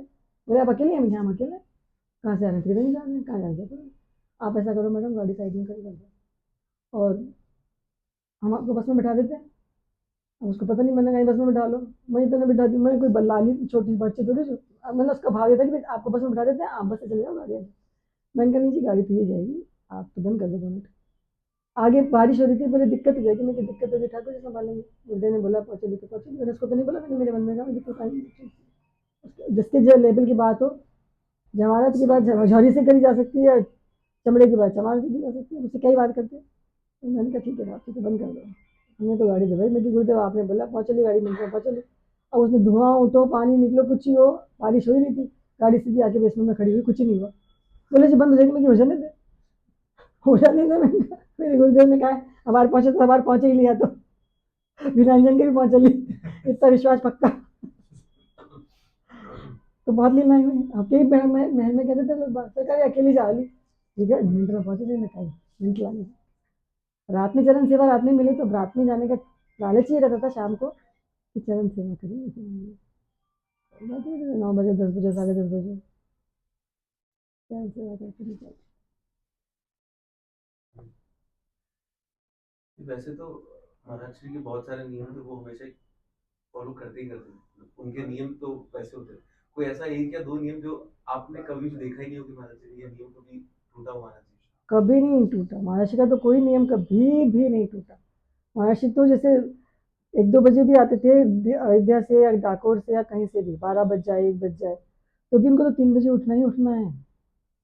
कह भी देते। अच्छा उनका स्वास्थ्य नहीं ठीक होता था, बहुत ज़्यादा स्वास्थ्य खराब था, तब भी नियम, गद्दी पे मतलब नियम, नीचे बैठेंगे बैठेंगे वही नित्य नियम करेंगे, और फिर चाहे 6 बजे सो जाएंगे। अगर ज़्यादा ही बीमार है तो 6 बजे अपना नित्य नियम करके सोए, लेकिन कभी नित्य नियम छोड़ाओ हमने नहीं देखा। और नित्य नियम में कभी तखत यूज किया? तखत के ऊपर तखत के ऊपर नियम? नहीं, तखत के ऊपर तो किया ही नहीं, बहुत कमर में दर्द होने के बावजूद भी कभी नहीं किया। हमेशा नीचे बैठ के वही आसन, वही कमर में कितना ही दर्द है, लेकिन आसन पे तो एकदम एकदम सीधे, जैसे भी कुछ ही नहीं है कमर में। और जैसे ही वो जाप पूरा हो जाएगा फिर ऐसे हो जाएंगे, वो बात अलग है। पर जब तक तो एकदम कमर में बहुत दर्द, पूरी पूरी जिंदगी में उनके कमर में बहुत दर्द रहा। मदन गोपाल जी वैद्य उनके देखते थे, तो उन्होंने उस टाइम उनको कह दिया कि अपन ने ऑपरेशन तो कराना ही बोला, अपन तो यहाँ रखना। बस उनको तो ये बात बैठ गई दिमाग में कि अपन तो पूरे मतलब उतने जितने दर्द में गुरुदेव ने पूरा जीवन करीब करीब निकाला, आप एक दिन नहीं निकाल सकते कोई भी। इतनी वेदना रहती थी, क्योंकि महल में जाती थी, कभी वो ट्यूब लगवाना पड़ता था, कभी वो चेक करवाते थे, कभी वो बेल्ट तो बांध के रहते थे, लेकिन कभी वेदना को मुँह पे नहीं आने दिया कि मेरा दर्द। ऐसे बोल देते थे हाँ दर्द, पर ऐसे नहीं कि मैं कहीं जाना हो तो रुक जाऊँ या कुछ काम से रुक जाऊँ या कोई काम। उसके तो यज्ञ में बैठते थे, कितनी वेदना में गए, 3-3 घंटे सुबह, 3-3 घंटे शाम को, आप लोगों ने सब देखा होगा। कभी उन्होंने दर्द को अपने दिमाग में नहीं आने दिया, मतलब अपनी क्रिया में नहीं आने दिया। वो साइड में, जैसे दर्द साइड में पड़ा है और गुरुदेव का काम अपने आप से चल रहा है, उसकी उनको चिंता नहीं दर्द की।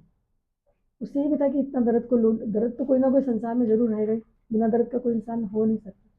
तो उनका यही था सीखने की बात कि दर्द तो चलेगा, आप इससे मुक्त नहीं हो सकते, इसके संग चलना सीख जाओ। चाहे स्थान में, जैसा मैंने खूब समझ में आती थी बात उनके। कई बार मैं सारे सारे दिन बैठे तो कहते क्या करते हो सारे दिन बैठ के गुरुदेव के पास, के लोग का प्रश्न था। अब उनको क्या ही बताओ कि क्या करते हैं। अभी किसी आशिक के पास बैठते तो क्या करते हैं, देखते रहते तो जो भी आनंद दिया था ना, संसारी भाषा में बताऊं तो उसको कैसे समझाऊं कि हम तो उनके आशिक हैं, उनको देख के खुश हैं हम तो। मैंने कहा बताओ भाई, कचौरी जिसने खाई उसी को स्वाद बताए ना, तो खाई नहीं तो क्या बताएंगे, कोरे कागज पे तो क्या ही बताएंगे, थोड़ा बहुत चखा हुआ तो भी बता समझ में आ जाए कि भी क्या करते हैं। हम पूरा पूरा दिन उनको निहारते रहते, बैठे रहते, क्या करते हैं क्या करते हैं, क्या बस बैठे रहते हैं, क्या बताएं आपको। और हम क्या करते थे जो हमें बताइए, जो जो एक एक क्रिया से मतलब आप क्या कितना कुछ बोल जाते थे वो बिना बोले, बिना बोले बोलते थे ज़्यादातर तो। अभी जब वृद्धावस्था ज़्यादा तो कम, इतनी भीड़, इतनी परिवार इतना बड़ा कर लिया कि बोलने का समय ना तो परिवार देता था ना वो बोल पाते थे। फिर आगे पीछे बहुत ऐसे उनको बाद के टाइम में तो बहुत ज़्यादा ऐसे रहा कि वो बोलना, कई बार ऐसे फील हुआ कि कुछ बोलना चाहते हैं लेकिन बोल नहीं पा रहे। ये मैंने कई बार फील किया। तो जब काफ़ी कुछ पता चला तो मुझे बहुत वेदना हुई कि अरे हम देखते हुए भी अंधे ही रहे, मतलब हमने क्या ही करा। ये बातों का बहुत अफ़सोस हुआ जब हमें जानकारी हुई कि ऐसे मन में लगा कि पता नहीं गुरुदेव कितनी बातें छोड़ कहना चाह रहे थे लेकिन कह नहीं पाए। हम उनसे पूछ नहीं पाए, वो कह नहीं पाए। ऐसे ऐसे के बारे में बहुत ज़्यादा आत्मा को फ़ील होता है कि पर समय की भाग-दौड़ में कुछ भी कह लो।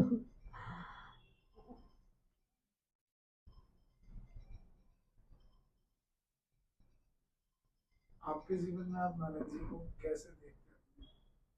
क्या मानते हैं? कैसे देखते हैं? हमारे जीवन में क्या मानते हैं? हमारा तो जीवन ही गुरुदेव है। हम सांस लेते हैं तो गुरुदेव है, हम चलते हैं तो गुरुदेव है, हम सोते हैं तो गुरुदेव है, हम खाते हैं तो गुरुदेव है, हम घर में बैठे रहते हैं तो गुरुदेव है, हम बोलते हैं तो गुरुदेव है। हमारी तो हर क्रिया में गुरुदेव है। हम तो उनसे अलग ही नहीं मान अपने आप को अलग ही नहीं मानते तो मानते कैसे? कि हमारे अंदर या तो वो है या फिर हम उनके अंदर। हमारा तो ऐसे ही भाव है। और इसलिए हम इतने प्रसन्न होकर जी भी रहे हैं और प्रसन्नता से संसार को निर्वाह कर। अगर ये अनुभव नहीं हो, अगर ये फीलिंग नहीं आए मेरे को, अगर मतलब ये भाव मेरे में नहीं हो तो शायद मैं रह ही नहीं सकती और रह भी नहीं सकती और कोई मुझे रहने नहीं दे संसार में। इतना आसान थोड़ी है संसार। वो तो इतनी ठोकरें लग लग के इतना परिपक्व कर गए कि हम हिलता नहीं है, वरना इतना आसान नहीं है। और स्पेशली लड़की के लिए बिल्कुल आसान नहीं। पर ये जो मैं बैठी हूँ ये कृपा ही उन्हीं की है। ये से ये मतलब कितनी लबालब कृपा से भरी हुई होगी।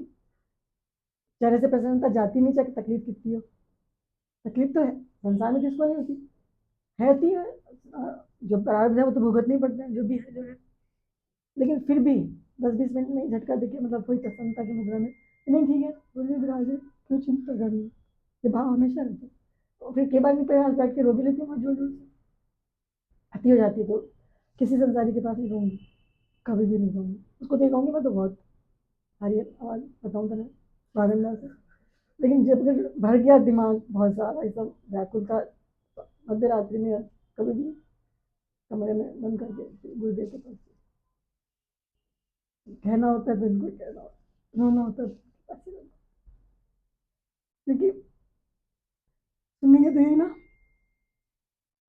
कह के खुश हो लेते हैं, इनके पास रो के भी खुश हो लेते हैं, फिर अपने काम में बैठे। हमारे जीवन में तो इनके अलावा कुछ नहीं है। हमारा जीवन है भी इनके लिए। जो है हमारा जीवन वो इनका ही दिया हुआ है। जो भी जिस भी मुद्रा में जिस भी अवस्था में है इन्हीं की कृपा है। और कृपा कहने की नहीं है, पग पग पे फील होती है।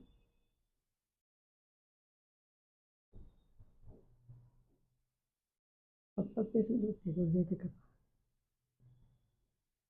एक बहुत सुंदर भजन सुना था कथा में मैंने। हृदय में इतना जबरदस्त उतरा और बिल्कुल करीब करीब पूरा जीवन पे उतरा, मतलब चरितार्थ है वो भजन मेरे लिए। उसका मैं 2 लाइन तो जरूर बोलना चाहूंगी कि भजन बहुत ही दिल पे छूने का है। वो भजन सुनने के बाद मतलब मेरे को वहाँ पे बैठना मुश्किल मतलब हो गया था, अधिकता हो गई थी। पूरा मेरे जीवन पे उतरा हुआ है भजन, जैसे मैंने लिखा हो, गा कोई और रहा हो, लेकिन लिखा तो बहुत एक दिव्य संत ने है जिनकी मैं एड़ी की चोटी धूल के बराबर भी नहीं हूँ।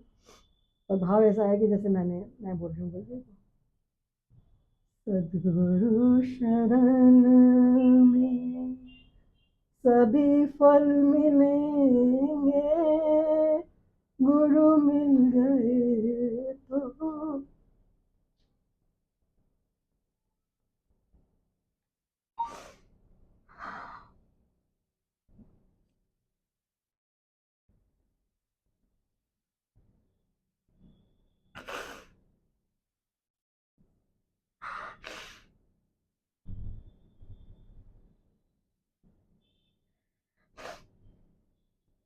सदगुरु शरण में सभी फल मिलेंगे, गुरु मिल गए तो युगल भी मिलेंगे। सदगुरु शरण में सब फल मिल गए मुझे भी, है ना। कोई भी फल छुड़वा नहीं है। इतना हृदय रखते हैं अपने पल को। सब देख के परेशान है, अब मैं खुद ही पता नहीं मैं कैसे अजीब लीला है ना। तो ये भजन मेरे पे एकदम मतलब सदगुरु की शरण में जाती है, मेरे को तो सब कुछ मिल गया। अब संसार की दृष्टि में चाहे मैं खाली हूँ चाहे भरी हूँ, इससे मुझे क्या फर्क पड़ रहा है। नहीं, और गुरु मिल गए तो बस जुगल भी मिलेंगे, तो जुगल से वैसे साक्षात ही है, बैठे एकदम साक्षात है। इनको कुछ भी बात कह दो तुरंत तुरंत सुनते हैं। मुझे संत क्या कहते हैं ना, आधार, ये आधार बन के बैठे हैं। उस टाइम तो समझ में नहीं आधार क्या होता है, नहीं जाने क्या आधार। अब जैसे माता जी चले गए, पिताजी चले गए, अब मैं अच्छा मैं अब ते आधार बनकर बैठ गया। अब ये ना चाहते हैं आज ये है ये बनाओ, आज वो है ये बनाओ, हमें खाना है या नहीं खाना है, इनके लिए सब बनेगा। वैसे त्योहार बनेगा सारे, गणेश चतुर्थी को चूरमा बाटी बनाओ, जो भी मतलब त्योहार का सब everything, boss boss of house.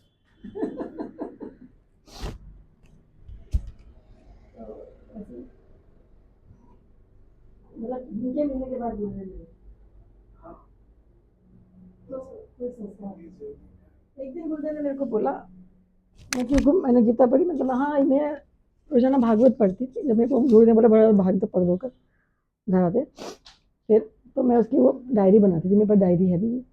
तो मैं इसलिए डायरी बनाती थी कि मैंने उसमें से मोटे मोटे वो उठा लिए और समरी बना ली। अब मैं जाके गुरुदेव को सुनाऊंगी, मेरा तो ये होमवर्क इस बहाने में गुरुदेव के पास बैठूंगी एकदम ऐसे, एकदम चिपक के, और फिर मेरे को सुनेंगे। और भागवत सुनते थे, इतनी मधुरता में सुनते थे मैं कि मैं ये अध्याय पढ़ के रही, सुना बोली सुना, तो वो पूरा डायरी पढ़ बोली कथा तो तू बढ़िया कर सके छे, पर कथा कौन करवाऊँ तेरे से, मैं करूँ भी कौन है। सबसे ज़्यादा मज़ा तो शुरू में तो जब उनके ऊपर नोटों की बारिश होती तो मेरे को उठाने में बड़े मजा आते। मैं क्या देखिए मजेदार बात है, फटाफट नोट गिने उठा लिया कमंडल और कमंडल और नोट का बैग किसी को नहीं देने का, किसी ने लिया तो फोड़ने का उसको धमाके। बोले महाराज मेरे देवली को नहीं सर मतलब मंगवा क्या कौन दे। मुझे तो याद नहीं है, पर गुस्से की बात पे एक दिन गुरुदेव घर में खुद ही सुना रहे थे कि एक दिन उन्होंने कहा कंपाउंडर जी ने, भाई को गुस्सा तब काफी शांत हो गया पहले से। तो बोले हाँ ये तो इंस्पेक्टर के झापड़ चढ़ते। मैं कि है, मैं कि कोई नहीं, बोले कोई नहीं, मैं को झूठ बोलूँ, मैं झूठ तो मन बोलो थी मैंने मैं तने याद कर, मैं तने बताऊँ, मैं गाड़ी चला रही अजमेर पुष्कर जा रहे थे, तो किसी ने गाड़ी रोक ली, मैं क्या पता इंस्पेक्टर है कौन है। अब बात 20 साल पहले की बता रहे थे वो। बोले वो गाड़ी रोक ली या उठी उतरी और दी झापट की कसक, दिखता नहीं घर में कौन बैठा है, लेकिन है मैं झापट मारी। बोले हाँ भाई कितने झापट मारे, और वो कहीं बोलते कहीं करते उससे पहले तो पलट गए गाड़ी उठा के चलती मैडम। मैं नहीं मैं ऐसे बोलती रही, नहीं बोले नहीं नहीं यही ये सवारी पे रह जा महाराज वो मैं सोचती रही बहुत देर तक, मैं ऐसे भी हो सकती हूँ कि मैंने झापट जड़ दिया, ये जड़ दिया को क्या पता क्या बोला होगा उसने मुझे ऐसे लगा कि पता नहीं उन्होंने क्या बोला होगा, तो बोल दिया होगा कि देखता नहीं गाड़ी में कौन बैठा। फूल बंगला भी गुरुदेव खुद ही बनाते थे उस जमाने में, आपको बताऊँ तो वो ठाकुर जी की जैसे आज का फूल बंगला बना हुआ तो उतारा, तो पहले तो उतारने पड़ गए, फिर मेरे को कहते मैं इन्हें उतारूँ छू, तू जा फटाक से जयपुर जा माला ले राजा, फटाक से जा ली। मैं हाँ फटाक से जाऊँगी, 40 मिनट गाने का 40 मिनट आवा का, बस वो तैयार तो मिले ही लो माल, उठाया बड़ी चप्पड़ से, गई गाड़ी गई और माला लेके आई और बस पहुँच गए, शटक आ गई मिनट में। हाँ आ गई। फिर मैं गुरुदेव दोनों साथ साथ फूल बंगला बना देते बहुत प्यार से गुरुदेव को। तो गुरुदेव सारी सेवा करते थे ठाकुर जी की, कोई सेवा ऐसी नहीं जो गुरुदेव ने नहीं करी। खुद फूल बंगला झूला मैं साफ कर दी, चूंकि जितना बच्चे भी कम थे, जब त्रिवेणी में इतने लोग नहीं थे, सेवक कम लोग थे बहुत, तो सबकी सेवाएं अपने अपने। तो हम तो ऐसे जाते थे जैसे अभी पापा को बड़ी चौपड़ जाकर जल्दी के लिए अभी 2 मिनट में तूफान में स्वभाव था, तूफान में गाड़ी चलाते थे। और देखो कुछ भी बात सब मैं फालतू कर रही हूँ, ये सब वो कराते थे। मैं अपने आप को कहूँ वो है, उन्होंने पुष्पक विमान बना रखा था मेरी गाड़ी को, कि बार बैठी उड़ाते तो वही थे ना, मैं तो खाली माध्यम थी उसको स्टेयरिंग को घुमाने की, मैं सोचती थी मैं चलाऊँ। हाँ एक्चुअल में तो यहाँ से वहाँ तक लेकर नेपाल तक, मतलब मेरी सबसे लॉन्ग ड्राइव गुरुदेव के संग जयपुर टू नेपाल, उन्होंने आते में जाते में, और एम्बेसडर गाड़ी कोई ऐसी नहीं ऑटोमेटिक गाड़ी, एम्बेसडर गाड़ी।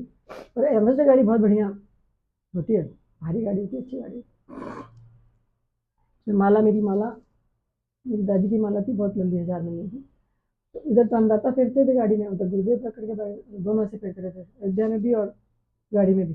जय की माला फेर दे, जय की माला फेर दे, ऐसे, क्योंकि बड़ी सारी माला थी वो, तो दोनों ऐसे इसमें 108 अनग 1008 अच्छा ऐसी वाला से आती नहीं है, बहुत विशेष होती है। नहीं, मेरी दादी भी परम भक्त थी, अयोध्या रहती थी, उनकी थी वो।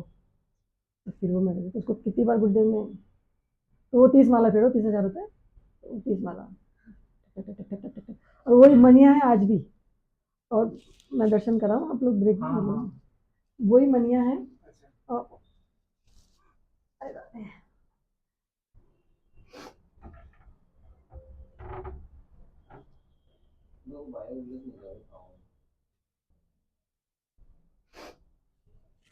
ये मेरी दादी फेरती थी माला, मेरी दादी कितनी अच्छी लगती।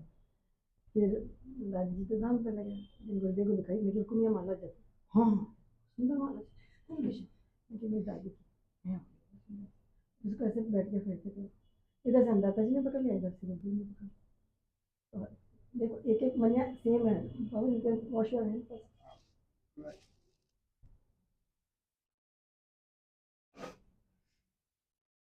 तो ये एकदम ऐसे 1000 मनिया एक से हैं। और चूंकि अन्नदाता जी महाराज ने फेरी हुई है और गुरुदेव ने फेरी हुई है ना, तो ये माला अनमोल है, अद्भुत है, दोनों परम संत।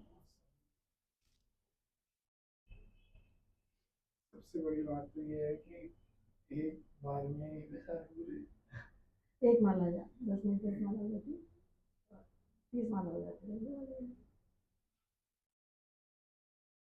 एक्सपीरियंस सुन के ऐसे वो फील आ रहा है, खैर वो तो पॉसिबल नहीं था, क्योंकि और थोड़ा और जल्दी होना चाहिए था। और जल्दी वैसे तो हो भी जाते तो महाराज जी का वो वाला सानिध्य मिलता ही है, ये तो सबको पॉसिबल नहीं है, लेकिन ऐसा फील आता है कि और थोड़ा जल्दी होना चाहिए था। लेट हो गए जीवन में, तब बहुत कम लोग थे, बहुत कम जीवन में बहुत लेट हो गए थे। गुरुदेव ने धर्मशाला बनवाई, इतने चक्कर लगाए, हम संग जाते थे, कोई जमीन उनको पसंद नहीं आती थी, नहीं बोली पिताजी ने कहा था बढ़िया से बढ़िया आपको पसंद की, जब जाके फिर जमीन पसंद की, बोले फिर खुद ही बोले वहाँ खड़े होकर, इससे बढ़िया मेरा हिसाब से तो कोटा जगह गोवर्धन में बनानी चाहिए। और आज ये कि उससे बढ़िया कुछ जगह नहीं है वहाँ, धर्मशाला तो बहुत होगी पर जगह वैसी नहीं है। इनफैक्ट बहुत लोग तो एमपी वाले कहते हैं कि इससे बढ़िया धर्मशाला भी कोई ऐसी खुलेपन में, खुलापन है जैसे सफोकेटेड नहीं होगा। मीठा पानी का कुआं भी केवल वहीं है। मीठा कुएं का पानी का भी, हाँ पानी लिया है वहाँ से, पहले था वहाँ, पहले खाया पानी था, बंदूक की चल जाती थी तो मुँह खुद जाती थी, माँ चाहते नहीं थे बनना बनवाना, बोले महाराज जी मैं खड़े चलाओ चला चला, खुद खड़े हो जाते थे, नहीं खुद खड़े थे, खुद भाई खुद खड़े थे बनने। लिया कुछ भी नहीं है, वो महाराज जी का कृपा प्रसाद है। पूरे गिरिराज में अपने धर्मशाला के अंदर ही सिर्फ मीठा पानी है, पूरे गिरिराज में खारा पानी है, ये मैं आपको बताऊँ। पूरे ये मैंने नोट की, मेरे स्टाफ ने नोट कर ली, वैसे मैं सब जगह घूम गया, खारा पानी है सिर्फ अपनी धर्मशाला में मीठा पानी। ये महाराज जी की आशीर्वाद और कृपा का प्रताप है। आज भी उधर जैसे मैं हर महीने जाती थी कितना लगता है कि गुरुदेव का घर है, इतनी अच्छी थी, इतना अच्छा सब वहाँ पंडित की धक्का लगा दिया उसने किसी पंडे ने, अब उल्टा पूजा करता जाना ही नहीं, किसी ब्रह्म कार्य उनके जाने का नहीं, सामने कर लियो, परिक्रमा नहीं लागे तो उनकी दौड़ जब कर ली, परिक्रमा को कर लेता जरूरी बना कि कंधा पे लगते, पहले तो साइकिल रिक्शा पे लगते ना, बैठ गए वो घसीट रहा पर तो बैठे चलो घसीटे तो मैं परिक्रमा करके कैसे है, बोली उन्हें तकलीफ दो जो लागे जाओ, इससे चलो तो जब कर ले बैठे उनके जा, वो परिक्रमा को कहा।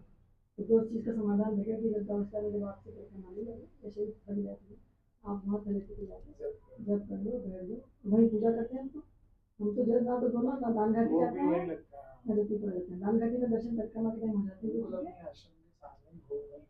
हाँ, और बुखार में तो जाते ही नहीं है, गुरु वाक्य परम गुरु किसी की सुनी।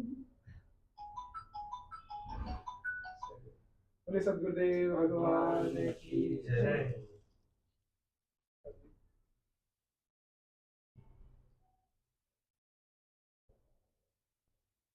कीर्तन करा